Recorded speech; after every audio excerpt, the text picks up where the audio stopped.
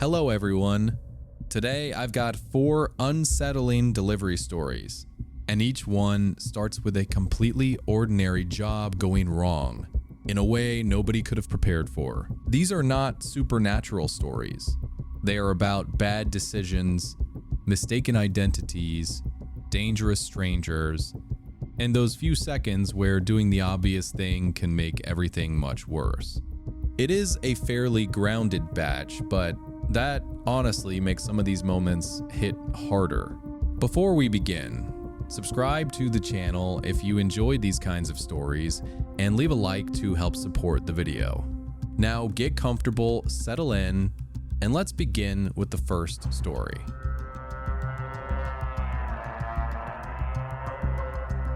A few months after it happened, my dad and I were sitting in a conference room with an insurance mediator. The delivery driver was across from us with a thick folder of medical paperwork. Her right hand stayed flat on the table and she turned the pages with her left. I kept trying not to look at it. That sounds ridiculous because her hand was the reason we were all there, but staring still felt rude. Nobody disputed that our dog bit her. The mediator wanted us to go over the few seconds after the bite, before her arm came free, because the medical notes also mentioned that the injured arm had been pulled. Until then, I had always explained it the same way.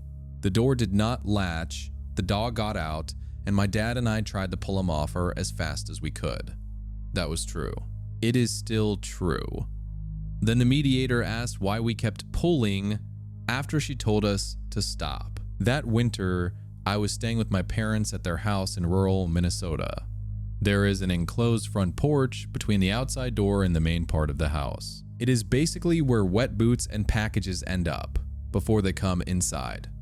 The day of the delivery, that heavy wet snow had been coming down since morning. My dad had cleared the driveway twice, and it was already filling back in. We were expecting a large grocery order, so we kept the dog in the house behind the inner porch door, like we normally did when somebody came up to the property. That door had been sticking in the cold. The rubber seal got stiff, and sometimes you had to put your weight into it before the latch caught. It had never opened by itself before, so we did not think of it as broken. It was just an annoying winter door. I remember pulling it shut and hearing what I thought was the latch. The driver showed up with paper grocery bags packed into plastic crates. Snow was sticking to her hair by the time she made it from the van to the porch. She asked if she could put everything inside instead of leaving it on the steps, since the bags were getting wet.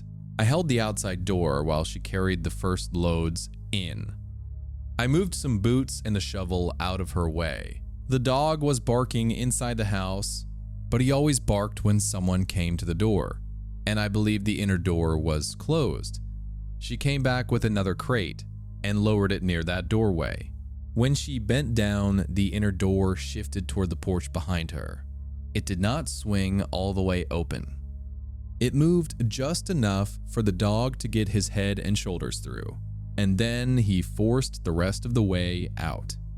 He bit her right forearm. She turned toward him on instinct. Her feet and most of her body stayed on the porch, but her arm went across the open doorway. Her elbow caught against the outside edge of the frame. The dog's head was on the house side of her arm, with the rest of him angled back toward the living room. My dad came running from the next room and grabbed the collar from inside the house. He started pulling the dog backward. I stayed on the porch, reached in around the dog's shoulders, and helped him pull. The dog did not turn on us or bite again. He just held on. At that point, the only thing in my head was getting him away from her. Every time we pulled, the dog moved farther into the house, while her elbow stayed braced on the porch side of the frame. Her arm moved with him until it could not go any farther, and then her shoulder jerked. At first, she was pulling away too, then she stopped. She lifted her left hand and pointed down at the doorway. The dog was barking, my dad was yelling, and she was crying and trying to talk through it. I heard, "Don't pull," and then stop pulling. I did hear her. I need to be honest about that. I just misunderstood what she meant.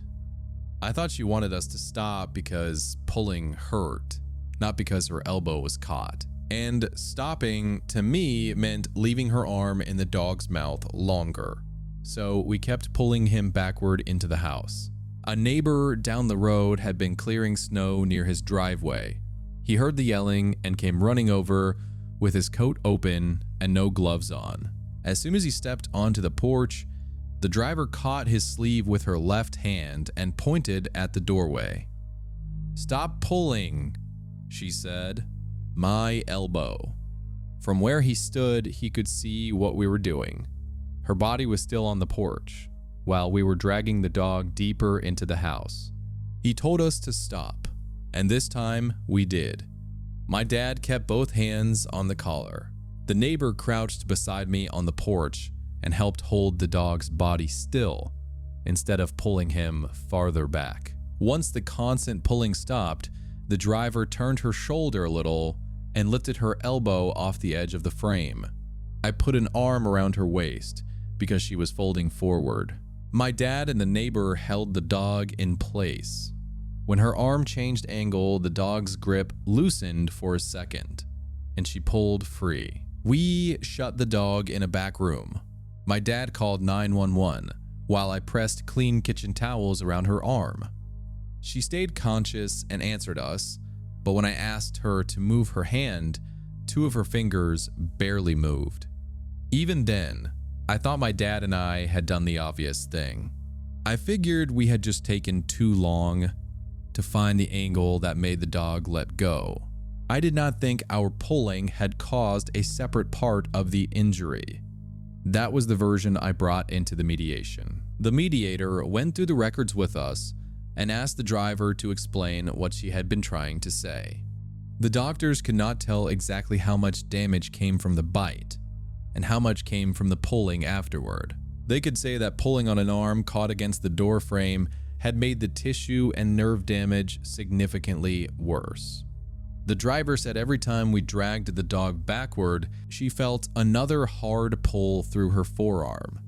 That was why she stopped trying to yank herself away.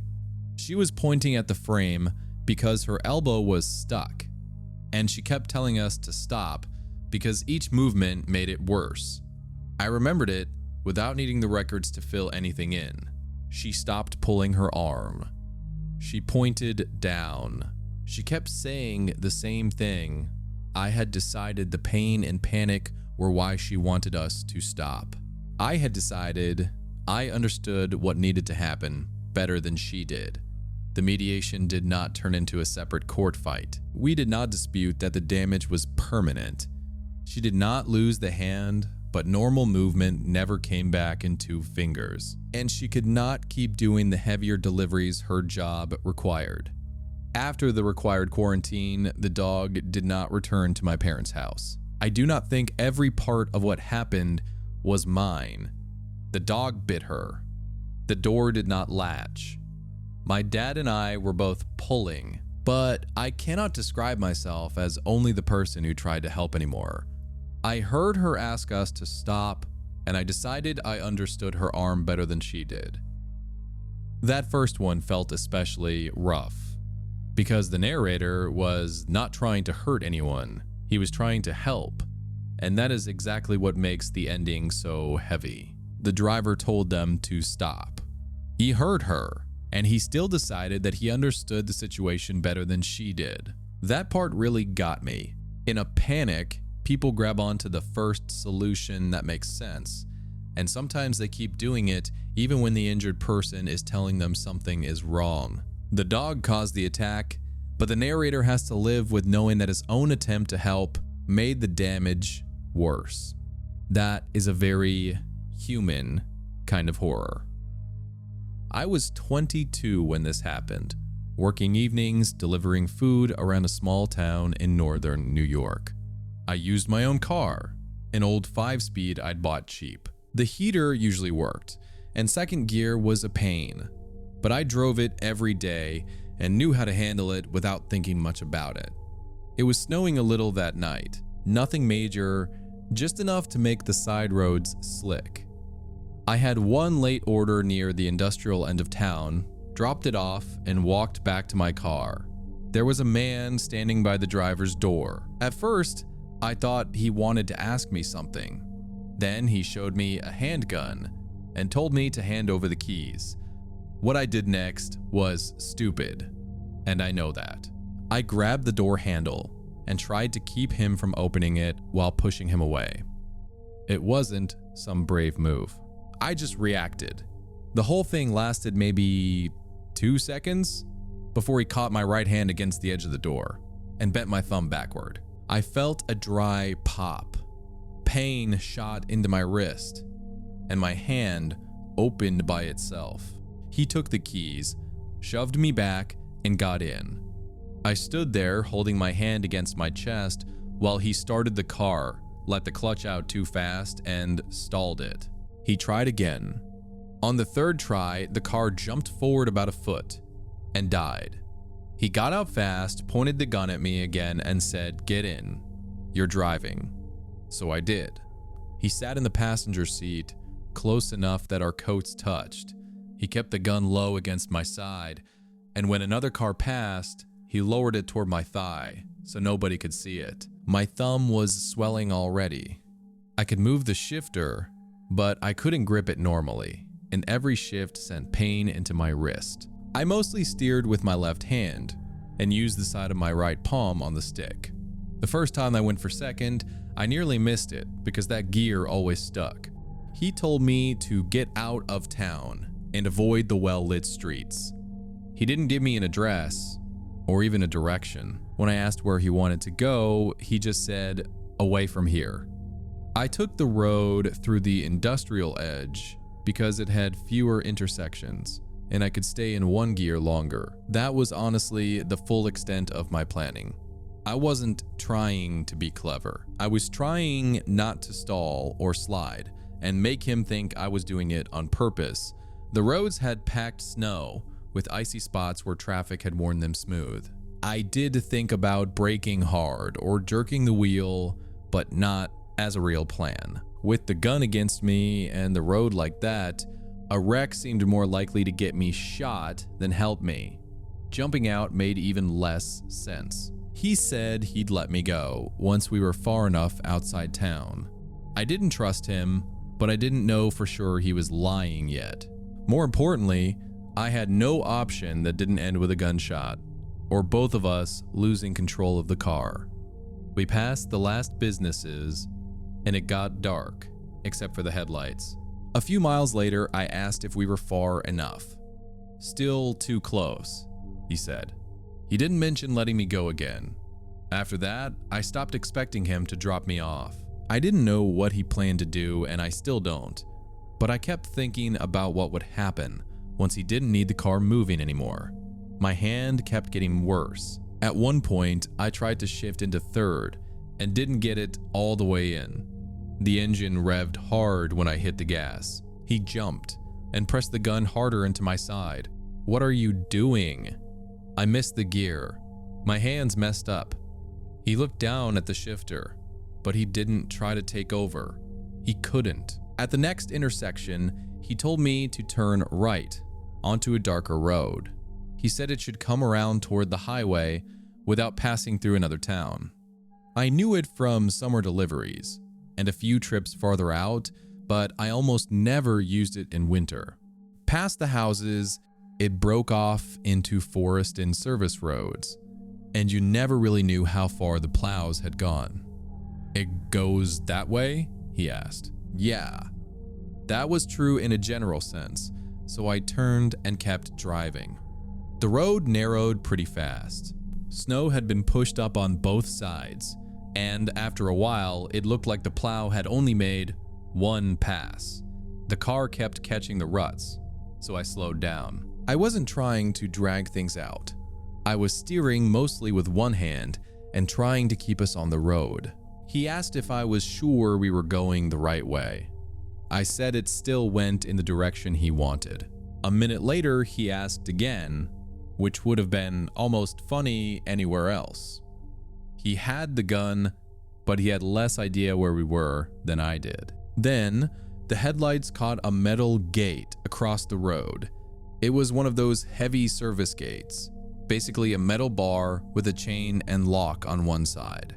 The snowbanks ran right up to both ends, so there was no chance of getting the car around it.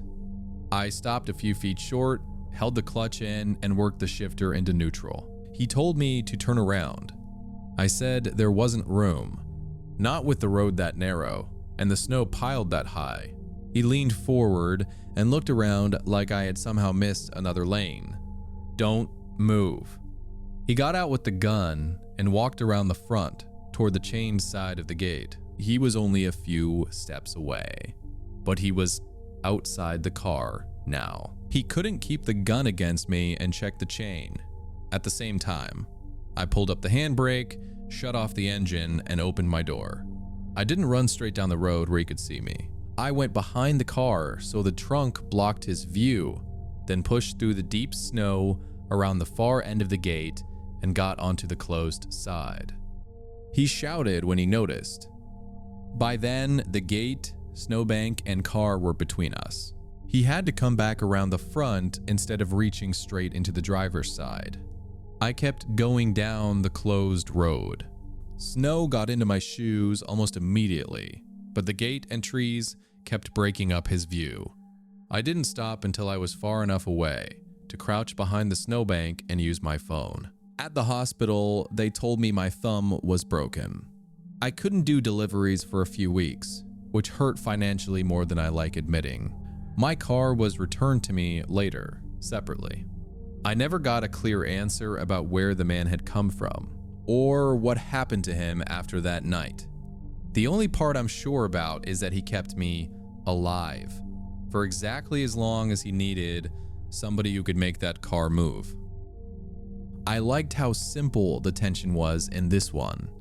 There was no clever action movie plan. The narrator survived because he knew his own car, knew the roads, and noticed the one moment when the gunman could no longer control both him and the situation. The detail that stayed with me was the manual transmission.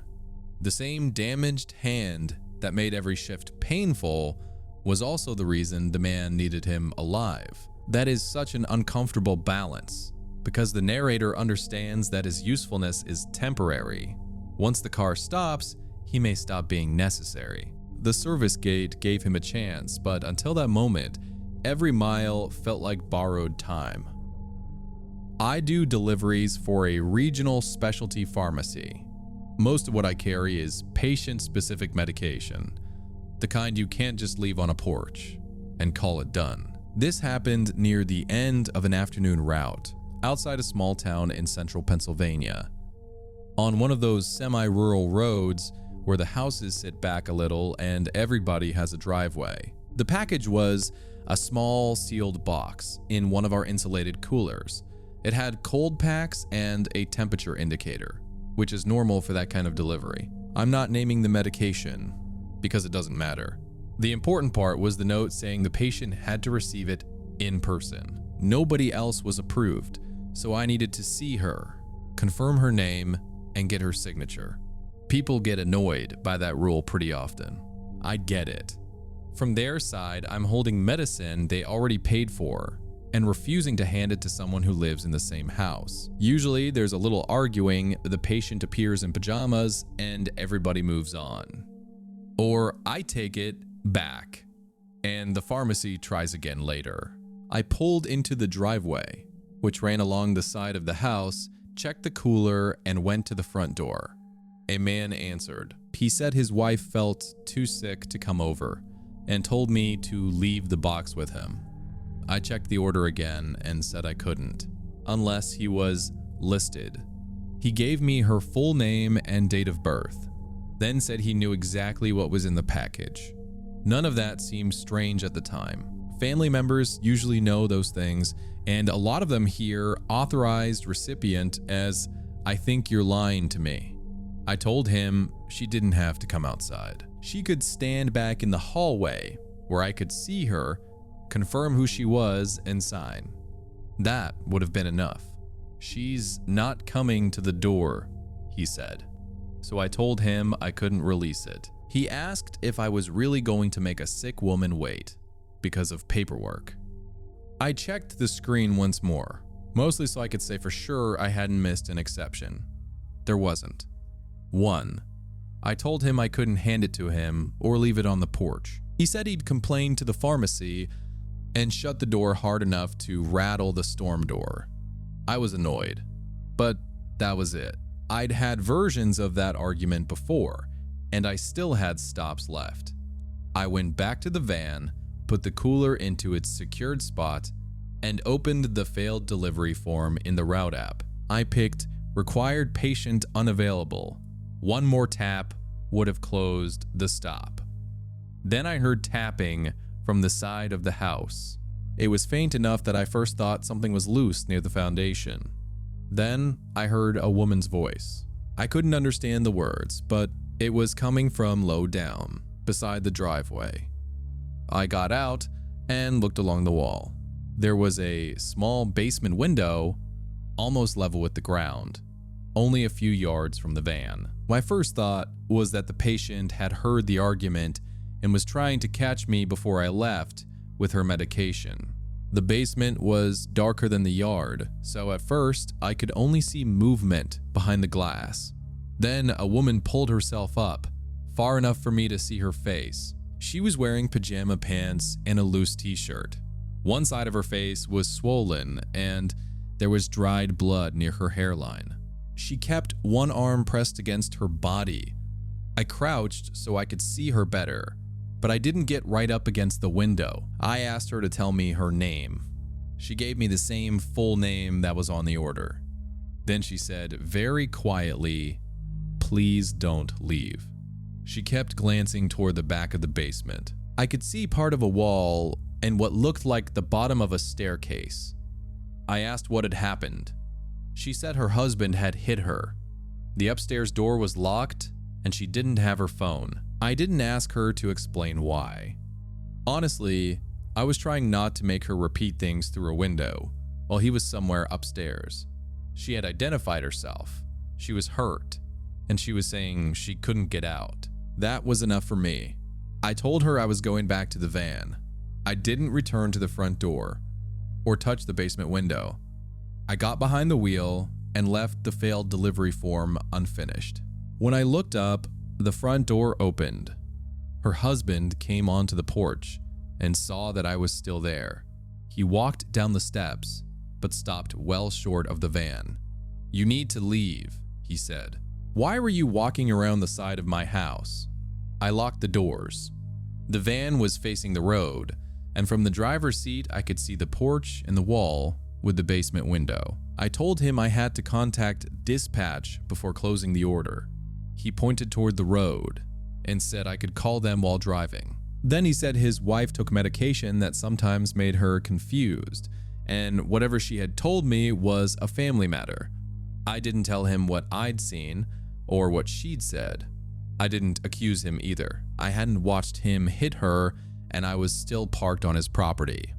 I knew there was a lot I didn't know, but I wasn't going to mark her unavailable and drive away after she had shown me her face and asked me to stay. I called dispatch first. I gave them the address and order number, then stuck to what I could confirm. I had spoken to the patient through a basement window, she had visible injuries, and she said she was locked in with no phone. I also told them she had asked me not to leave. Dispatch told me to call 911 and stay in the van. While I was making the call, the husband asked if I wanted to lose my job over refusing to leave private property.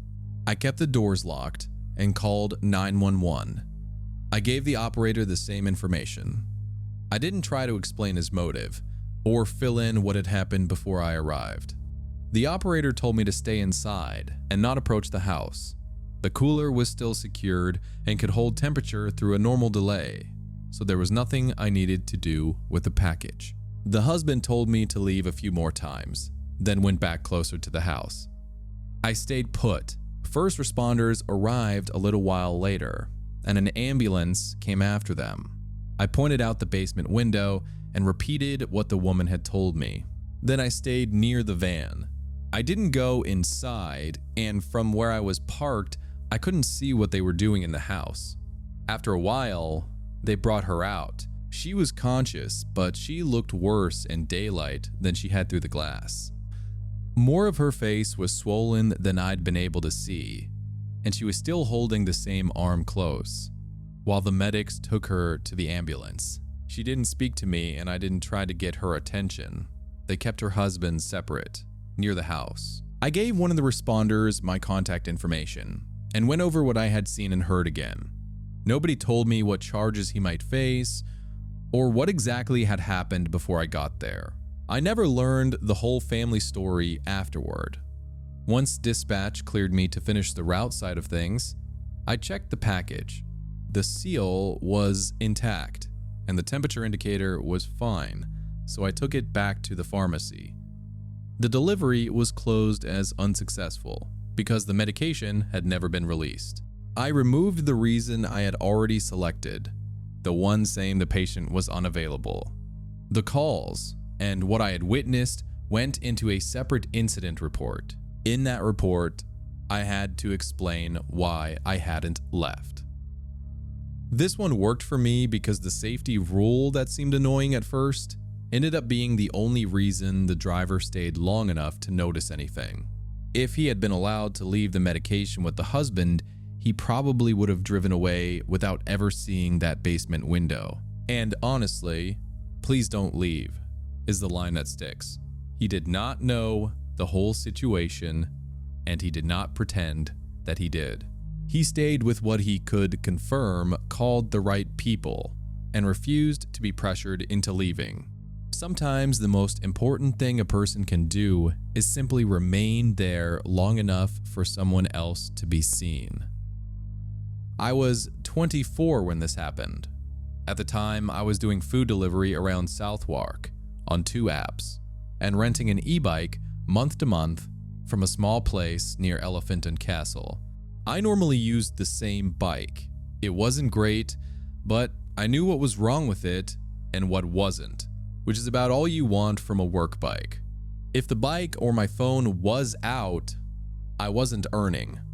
That afternoon, I took it in because the rear brake had started dragging. I expected them to adjust it while I waited, but the mechanic said it had to stay in. He gave me a replacement from the shared fleet. The handover was the usual thing. He scanned the number fixed to the frame, linked it to my account, and had me check the basics. There was a worn sticker with the fleet number and the service phone line on it. One corner was peeling off. I noticed that, but I didn't think anything of it. The replacement was heavier than mine and covered in scratches, but it worked. I put my phone in the handlebar mount, put on my waterproof jacket, and used my normal square delivery bag. Loads of riders around there have basically the same setup. I did a few orders, then got one for a block near Old Kent Road. The delivery entrance was around the back, through a service yard. You went in from a narrow side road, past the bins, and used a separate door, instead of the main lobby. I left the food, took the app photo, and walked back towards the bike. A man stepped away from the wall and asked if I remembered the woman I'd knocked over the night before. I honestly thought he had the wrong person, in a more ordinary way, like he was talking to somebody behind me. I looked round. There was nobody else there. Then 2 other men moved into the yard entrance. The first one pointed past me at the bike. "That one," he said. "Same bike." I told him I'd only picked it up that afternoon. He asked my name, but before I could answer properly, he started talking over me about a courier hitting a woman and riding off. I said it was a hire bike, and I hadn't even had it yesterday. One of them grabbed the front of my jacket and shoved me into the wall. My phone came out of the mount, landed face down on the concrete, and slid under the bike. They pulled the bike away and left it on its side near the bins. That put me between the wall and the closed refuse gates. One man stayed in front of me, and the other Two were close enough to block the only way back out. I could hear traffic from the street. It was right there, but it didn't matter. Once they started questioning me, I realized they didn't actually know what the rider looked like. They kept going back to the fleet number, the dark jacket, and the big delivery bag. That described me, but it also described half the couriers in the area. They didn't have my name. They never mentioned my face or anything specific about me. The first man kept asking why I'd left the woman in the road. I assumed he was related to her from the way he spoke, though I still don't know. The second one used her first name. The third mostly watched the entrance and kept looking towards the service road, like he was worried somebody might come in. They wanted me to admit it and give them my home address. Every time I said the bike belonged to a rental company, they treated it like an excuse I'd already prepared. I crouched to get my phone. The screen was flashing and one corner had gone black. I could see the lock screen, but the touch barely worked. One of the men took it from me and tried it himself. When it wouldn't open, he looked at me like that proved something. "You just watched it hit the floor," I said. He told me to stop wasting time. I refused again to give them my address. The first man hit me across the mouth. Then I got punched low in the ribs and a few more times in the side, while somebody held my jacket.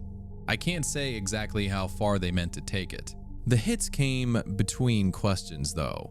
They wanted a confession, and they thought they could knock one out of me.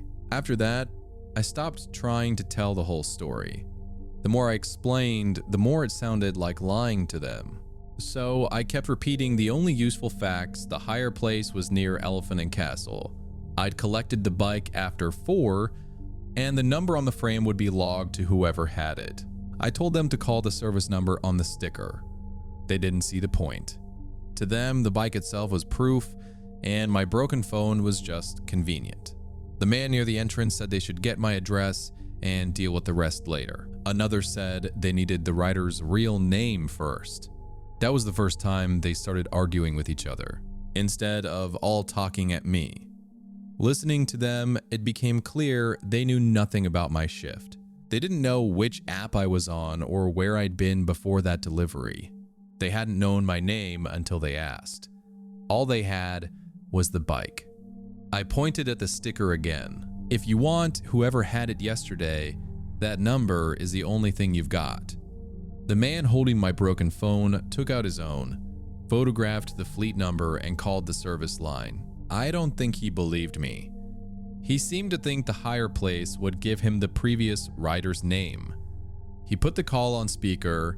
The employee asked for the bike number and the reason for the call. The man said there had been an accident and demanded the account details for whoever had used it the night before. The employee refused. He said he couldn't give customer information to some unknown person over the phone. I said I was the current rider and could confirm my own account. One of the men told me not to move, while the caller asked what details were needed. I gave my name, the mobile number on the account, and the hire code from the message I'd received when the replacement was issued. I also gave the rough collection time. I remembered the code because I'd looked at the message shortly before starting work. It was still in my head. That was all. The employee checked and confirmed that I was the person the bike was currently booked to. The man switched fully to loudspeaker and gave the time of the collision around 9:30 the previous evening. He asked whether I had been the rider then. The employee said he needed a moment to check the bike's history and put us on hold. The men kept asking me questions while the hold music played, but there was nothing else I could say. I just told them the record would show when the bike came to me. When the employee returned, he said my hire had started a little after 4 that afternoon. The man repeated the collision time and demanded to know who had been using it then. The employee said again that he couldn't give out a name or account details. The man swore at him and said somebody had been injured. There was another pause. Then the employee said the bike had been on a different account at that time and had been returned before it was issued to me the next day. The men kept interrupting, so he said it more plainly. I was the current rider. I had not been the rider the previous night. The man checked the time against something on his phone. I could see his attitude change. He stopped staring at me and looked down at the number on the frame instead. The other two moved closer and demanded the previous rider's details, but the employee said he would only release them through an official request. They started arguing again, only now it wasn't about whether I was lying. One wanted to keep pushing the hire shop. Another said they had the wrong person and needed to go. The third looked towards the entrance and said they had already stayed too long. They still had me against the wall, so I didn't move. I was dizzy, my ribs hurt, and I didn't know whether being wrong would actually be enough for them to stop. Then the man with the phone said, "It's not him." He moved away from the entrance. Nobody really apologized. One of them muttered something that might have been all right, but it sounded more like he wanted the whole thing over. They pushed my phone back into my hand, left the bike by the bins, and went out through the pedestrian passage. I didn't follow them. I sat against the wall because everything shifted a bit when I raised my head, and a proper breath hurt along my right side. My hand was swelling. My lip had bled down the front of my jacket. The phone screen was still flashing under the cracks. I stayed there for a few minutes before I tried standing. When I did get up, I wheeled the bike instead of riding it. The front light was cracked, and one brake lever had bent inward. I got it out to the lit side of the road and went into the nearest takeaway. The man behind the counter took one look at me and let me use the shop phone to arrange a car to an urgent treatment center. Nothing was broken, and they didn't find a serious head injury. I had badly bruised ribs, a swollen hand, and a split lip. Turning the handlebars or looking over my shoulder hurt too much for me to ride safely for more than a week. That was a lot of missed work. My phone had to be replaced through insurance, and I still had to pay the excess. Between that and the shifts I lost, a noticeable part of that month's income was gone. The hire shop checked the record again later and confirmed the exact issue time. They also removed the charge for the bike damage after I explained what had happened. They wouldn't tell me who had used it before me.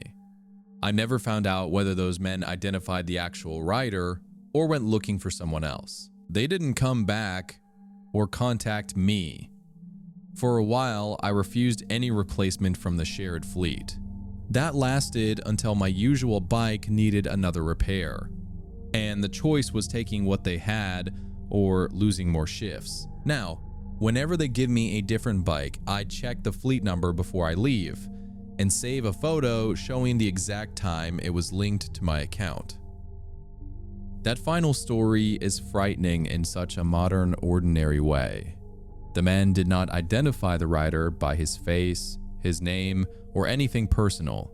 They identified a fleet number, a dark jacket, and a delivery bag, then treated those details like absolute proof. I could picture that service yard very clearly. Traffic nearby, people somewhere beyond the walls, and none of it helping him. The worst part is that even after the rental record proved he was telling the truth, there was no real apology and no way to undo the beating or the lost income. He was just the wrong person on the right bike. That is a disturbingly small mistake for that much damage. And that wraps up today's delivery stories. I liked how grounded this batch was because none of these situations needed anything supernatural to become frightening. A door that did not latch, a car somebody could not drive, a rule that seemed inconvenient, or a number on a rented bike was enough to change somebody's life. Let me know which story stayed with you the most and what you would have done in any of those situations. If you enjoyed the video, leave a like, subscribe to the channel, and share your thoughts in the comments. You can also check the links below for bonus stories and other content. Thank you for watching and listening. I really appreciate the support, and I'll see you in the next video. Goodbye.